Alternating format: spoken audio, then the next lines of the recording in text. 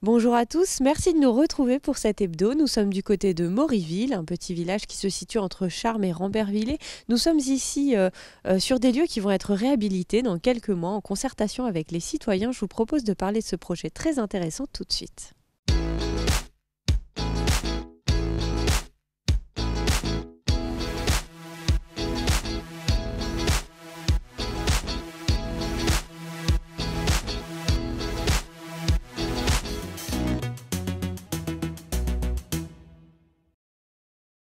Je suis avec Stéphanie Verneau, bonjour. Bonjour. Je rappelle que vous êtes troisième adjointe à la mairie en charge de la revitalisation du bourg-centre, ici à Mauryville. Nous sommes là dans la rue principale et d'ici quelques années, si tout se passe comme vous l'avez envisagé, ça n'aura plus du tout cet aspect-là. C'est tout à fait ce qu'on souhaite avec le conseil municipal, en effet, les habitants du village. Alors comment on imagine la chose? À quoi ça va ressembler ça normalement? Alors l'idée c'est de démolir une partie de ces anciennes bâtisses pour réhabiliter trois d'une d'entre elles et construire un café multiservice. Donc c'est des fermes, pour resituer un petit peu, qui étaient à l'abandon depuis de nombreuses années, que vous avez à la mairie acquis, et c'est comme ça un peu qu'est né le projet. Tout à fait. Donc l'équipe municipale du mandat précédent a fait tout un travail pour acquérir ces anciennes bâtisses c'était pas évident, hein, ça a pris beaucoup de temps. Et c'est comme ça que le projet a pu naître. Effectivement, acquérir, pourquoi pas démolir, mais quoi faire à la place? Sachant qu'il y en a une d'elles qui s'est effondrée d'elle-même. Complètement, oui, pour dire qu'il y avait besoin quand même depuis longtemps de s'occuper de la question, puis ça devenait dangereux. C'est vrai que c'est souvent le cas dans les villages, des bâtisses comme ça qui trouvent pas preneur. C'est aussi, faut le dire, hein, un peu des verrues quelque part, ça gâche aussi le paysage dans un village.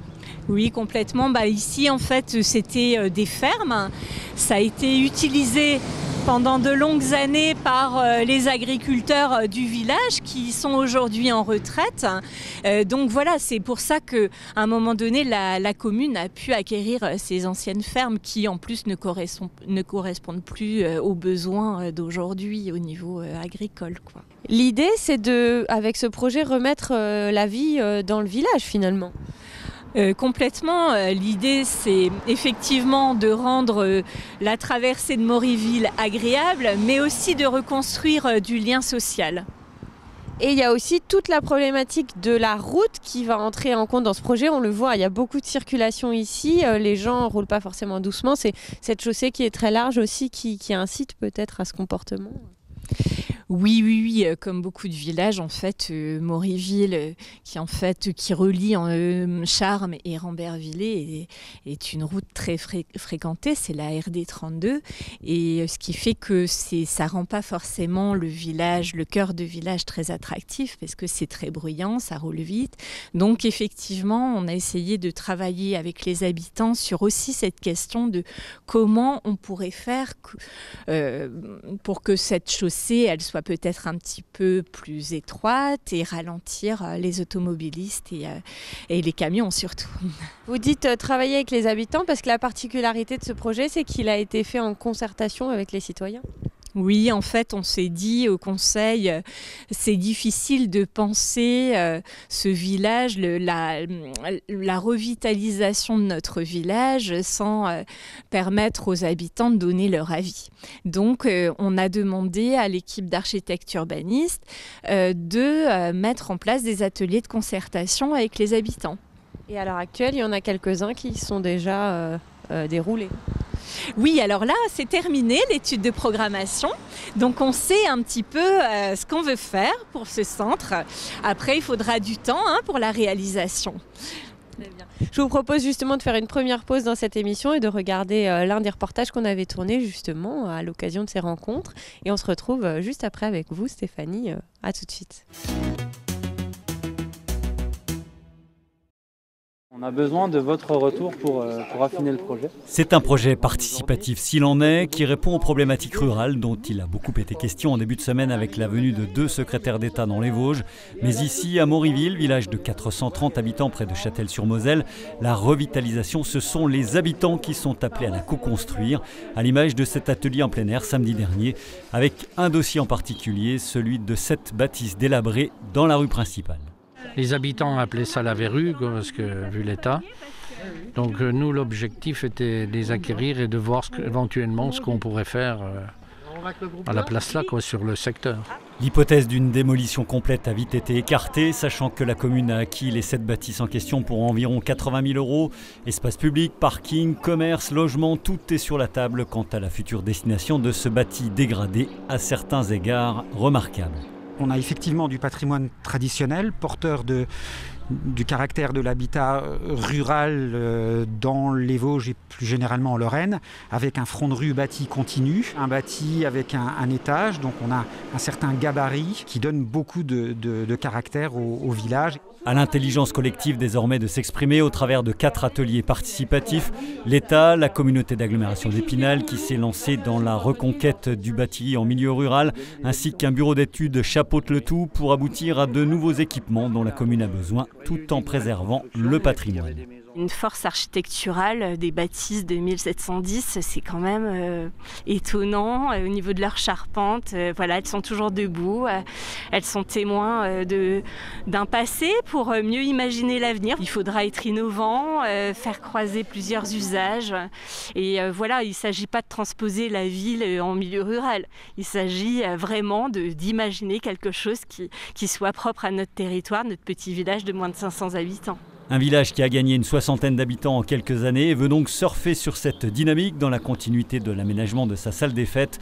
Moriville rêve son centre, c'est le nom de ce projet que le conseil municipal devra entériner à l'automne après les consultations citoyennes pour une réalisation espérée dans les 4 ou 5 ans à venir. On est au cœur justement de ces fermes qui vont être réhabilitées. Je vous retrouve ici, Stéphanie Verneau. À l'issue justement de ces concertations citoyennes, qu'est-ce qui est ressorti finalement ? Alors énormément de choses, puisque les gens ont pu travailler dans 3 ateliers, articuler, habiter et activer. Donc on a réfléchi à la fois sur comment on voulait créer des logements, puisque à la base c'était un petit peu l'idée d'avoir un programme de logement pour donner la possibilité d'avoir de la location en milieu rural. Un autre atelier plus sur la dimension commerce et services et activité économique. Et un dernier atelier sur l'espace public. Alors effectivement, il y a eu des choses très intéressantes, notamment des porteurs de projets qui se sont manifestés, qui ont notamment souhaité, un habitant de Moriville qui a souhaité s'installer comme microbrasseur dans ce centre-village. Et puis d'autres personnes qui ont pu simplement s'exprimer en tant que citoyens pour dire c'est important de revégétaliser les centres des villages, puisque finalement là l'idée c'est de créer un espace jardin-verger sur l'arrière des bâtisses. Qui permettrait à chacun de profiter largement de la nature au plein cœur du village, quoi. C'est un projet qui a été confié à un cabinet d'architecture, c'est ça, pour réhabiliter ces anciennes fermes? Alors là, on a fait une étude de programmation. Oui, tout à fait, qui nous a permis du coup de travailler quel projet on voulait pour cet espace. C'est quoi finalement les difficultés pour eux de se réapproprier un espace comme celui-ci? C'est des vieilles bâtisses, on l'a vu, qui datent d'il y a presque 300 ans. Il faut aussi réussir à investir ces lieux. Oui, alors c'est pour ça qu'il était important de faire des diagnostics structures des maisons pour voir lesquelles étaient réhabilitables. Et c'est pour ça qu'il y a toute une partie des maisons qui seront démolies parce qu'elles ne sont pas réhabilitables justement. Donc on l'a dit, une partie d'ores et déjà en projet pour le coup au plus court terme, cette microbrasserie. Il y aurait éventuellement aussi peut-être un cabinet médical, ce genre de choses. Oui, alors ce sera plutôt des cellules professionnelles, des espaces professionnels qui seront loués à des personnes souhaitant s'installer à Moréville. On a déjà un petit peu eu le plaisir d'entendre des motivations, notamment d'une orthophoniste et d'autres personnes qui souhaitent accompagner, faire surtout de l'accompagnement, d'insertion, etc. Et là, donc, de ce côté-là, une partie qui va être détruite et ce sera vraiment ici ce grand espace extérieur où tout le monde pourra aussi se rencontrer. Oui, alors effectivement, un grand jardin verger. On ne souhaite pas, pour des questions aussi financières, faire un aménagement très sophistiqué. On veut rester aussi très rural dans l'approche. Donc l'idée, c'est de planter des arbres et d'avoir un vaste espace naturel pour se promener, voilà, et pour les enfants, les familles. Et pour finir, le fameux café multiservice qui, dans l'idée, serait partie intégrante du dispositif 1000 cafés qui émerge un petit peu partout en France. Oui, donc cet espace naturel, il serait en connexion avec un café multiservice qui va se situer dans la continuité des maisons. Et effectivement, comme on disait précédemment, le lien social nous a semblé important. Les gens l'ont beaucoup dit, ils voulaient un super local où on pourrait trouver à la fois des possibilités de se restaurer, de boire un verre, mais de se rencontrer via des échanges de livres, des espaces coworking. Donc là, pour l'instant, on est encore en étude sur toutes ces questions. On est au début de la réflexion autour de ce 1000 cafés. Très bien. Merci beaucoup Stéphanie Verneux d'avoir répondu à nos questions. Justement, je vous propose de découvrir un 1000 cafés qui, lui, est déjà en service du côté de Girancourt. C'est un reportage qu'on a tourné il y a peu de temps et on se retrouve juste après.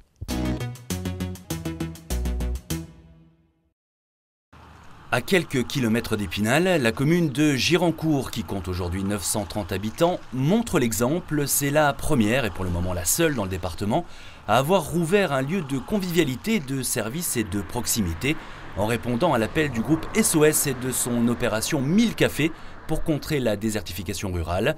Le constat est simple, en 1960, la France comptait 600 000 bistrots. Il n'y en avait plus que 34 000 en 2016. Le groupe SOS a donc décidé de contribuer à la revitalisation des petites communes rurales en ouvrant 1000 cafés dans 1000 communes de moins de 3500 habitants. En lien étroit avec les municipalités, il crée donc ou reprend des établissements multiservices et y installe un gérant qui peut ainsi développer son projet en toute sérénité. Ici à Girancourt, le groupe SOS est propriétaire des lieux, mais c'est Michael, le patron. J'avais depuis tout petit le projet d'ouvrir un restaurant-bar, pas les moyens, pas le temps, et voilà, j'ai toujours travaillé dans les restaurants et j'ai toujours voulu ouvrir mon entreprise. Et voilà, c'était le moment voulu. Ce qui m'a séduit, c'est le concept. C'est-à-dire, c'est finalement une convention tripartite entre 1000 cafés, le groupe SOS, la mairie et le gérant. C'est-à-dire qu'on est intimement liés, on est là aussi pour faire fonctionner le commerce. 1000 cafés est là pour mettre un gérant, pour donner les directives et pour travailler comme ils le font au niveau national. Et finalement, on s'aperçoit que ça peut fonctionner, qu'on a des idées. Et 1000 cafés, aujourd'hui, c'est pas que le bar, le restaurant, c'est des services qui nous ont apportés, comme Mondial Relais, comme la Française des Jeux. C'est quelque chose qu'on n'aurait pas pu apporter sans eux. Et voilà pour vous, madame. Merci, bonne journée. Au revoir. Depuis l'ouverture du Petit Campagnard l'année passée, Michael a créé un emploi et il tente de développer son activité ou ses activités, sachant qu'un salaire minimum lui est assuré avec en plus un tiers des bénéfices. Il cherche donc à fidéliser sa clientèle en lui cuisinant, par exemple, de bons petits plats. Du local, rester avec des fournisseurs locaux, donc vraiment ceux qui sont à côté de chez moi, travailler avec des produits frais. Donc vraiment frais du jour, de saison.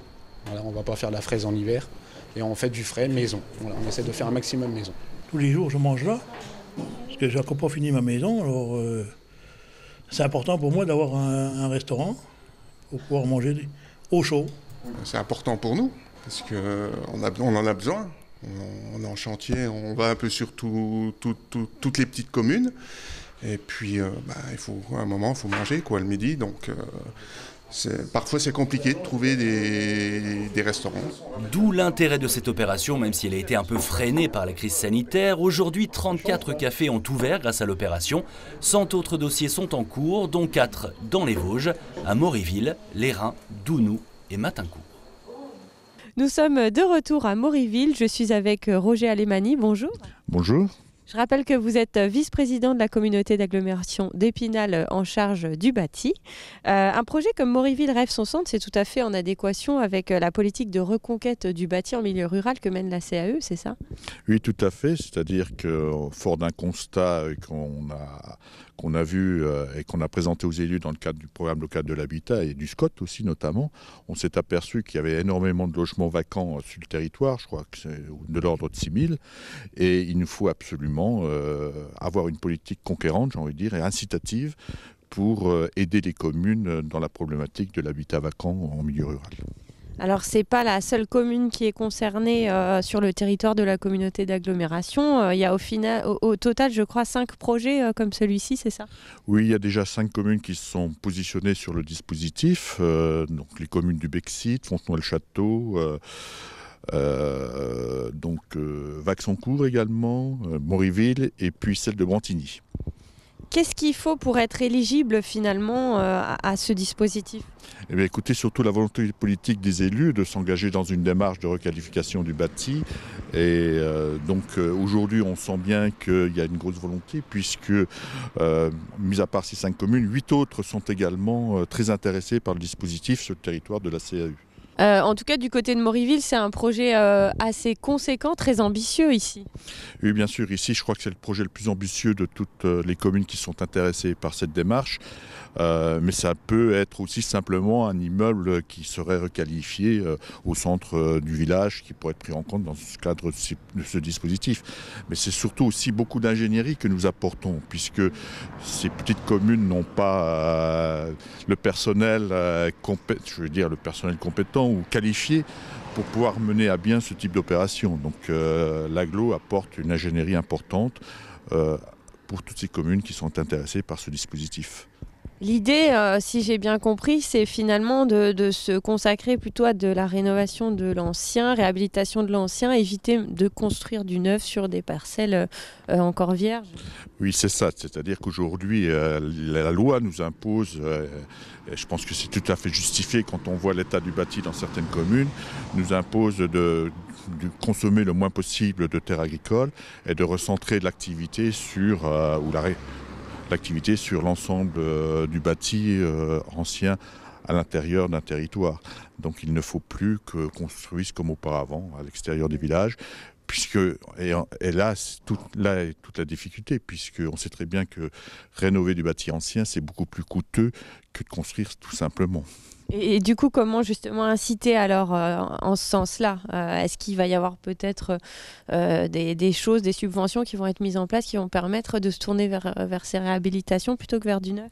Alors tout à fait. Donc avec le président de la communauté d'agglomération, nous avons travaillé sur tout un dispositif qui va être présenté très prochainement au prochain conseil communautaire, où la CAE donc va pouvoir apporter des aides aussi bien aux bailleurs qu'aux propriétaires occupants, à toutes les personnes privées ou publiques, telles que les communes, pour pouvoir réhabiliter. C'est-à-dire, on va leur apporter des aides financières, c'est surtout ça ce qu'elles attendent, puisque ce sont quand même des projets très lourds, pour que chacun puisse réhabiliter sur sa commune.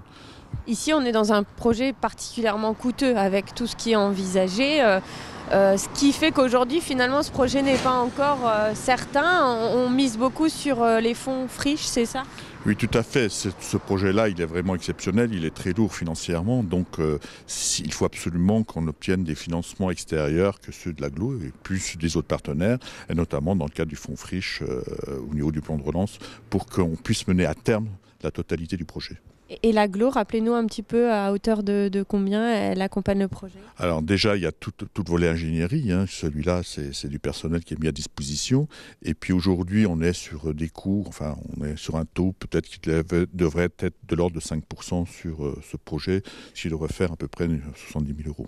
Très bien. Merci beaucoup, Monsieur Alemany, d'avoir répondu à nos questions. L'hebdo, c'est presque fini. On regarde tout de suite les infos de la semaine.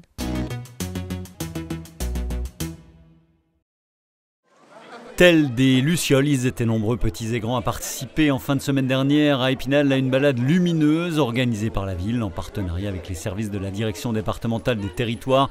Objectif, sensibiliser les cyclistes sur l'importance de l'éclairage. Il s'agit d'être bien visible de nuit mais aussi de jour. On rappelle les équipements qui s'imposent, le port d'un gilet rétro-réfléchissant pour le cycliste et son passager circulant hors agglomération ou lorsque la visibilité est insuffisante. Le casque est recommandé pour les adultes mais obligatoire pour les enfants de moins de 12 ans. Obligation également de posséder sur son vélo des feux jaunes ou blancs à l'avant, rouges à l'arrière, des catadioptres également, dispositif orange sur les roues et sur les pédales et un avertisseur sonore. C'est donc parti pour rouler en toute sécurité. Ils étaient plus de 400 à braver le froid dimanche dernier pour participer à la Ronde des Forts à Uxeniez. Cette troisième édition organisée par la commune et soutenue par l'ARFUP, l'association pour la restauration du fort d'Uxeniez et de la place d'Épinal, encourage la découverte du patrimoine historique de la commune grâce à 3 parcours au choix de 4, 9 ou 14 km à faire en courant ou en marchant.